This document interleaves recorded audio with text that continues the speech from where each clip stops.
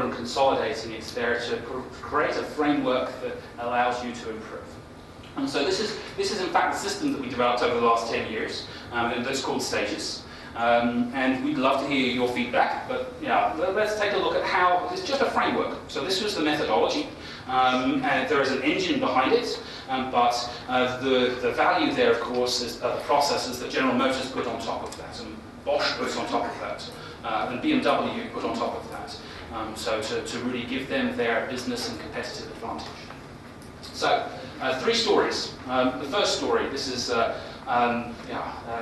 Orbital Sciences. And so, in fact, they approached us at the beginning. A great gentleman called Braxton Cook, he's a software engineering manager. And he said to me, I'm following the CMMI, and I have this goal to be level 3. We will need to be level 3 tomorrow, as everybody does. And he planned to open a big bottle of champagne. But what we need to think about the future, and we need to think about metrics. We need a measurement and analysis tool. And so we have some capabilities like that in Stages, and I showed him those capabilities.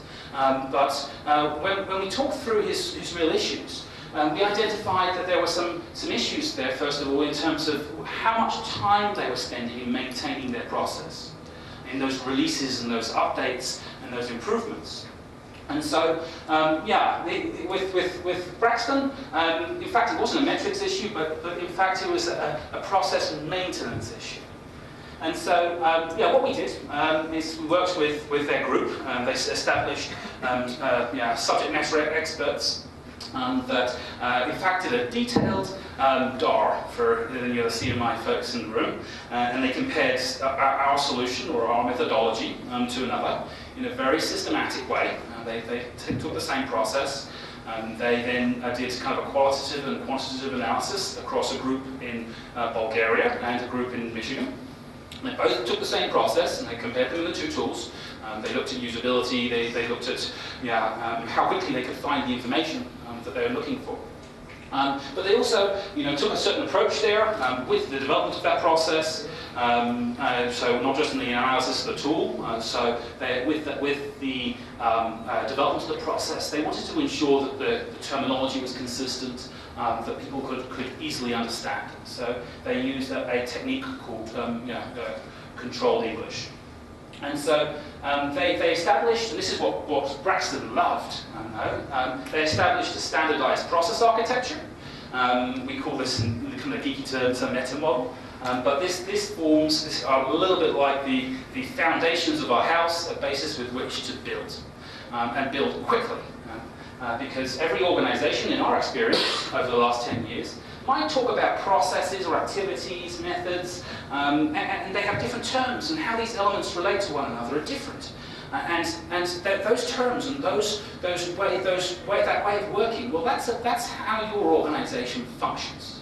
And that's really important to replicate, because that helps to really get over the big hurdle. The big hurdle is the acceptance hurdle. So in order to get people to follow a process, you have to provide them with value. And you have to provide them with something that they understand and that brings them some kind of benefit. And so this meta model we then implemented. It was really easy and looks technical, but this is the impact. So the impact is we move from this kind of text-based Word and PowerPoint and horrible world where we can't really understand where things are, to a really dynamic world. A world where we can see, huge differences kind of before and after. But also to a world where we can draw processes based on your requirements. Because, you know what, maybe I've been at the company for 30 years, I don't want all the details. But if I'm just new to the company, I need the details because I need to understand those details. And so we can create different process flows, different representations of that process with the same process for different people, different roles. Here you can see what we call these kind of process visualizations there. So here we can see a swim lane with our responsible roles here within change management. And so what we have here is really a very powerful quality management system for the next generation. So taking this old dusty QMS system and bringing it to life. And also bringing it to life in the sense that we can then tailor. So we can see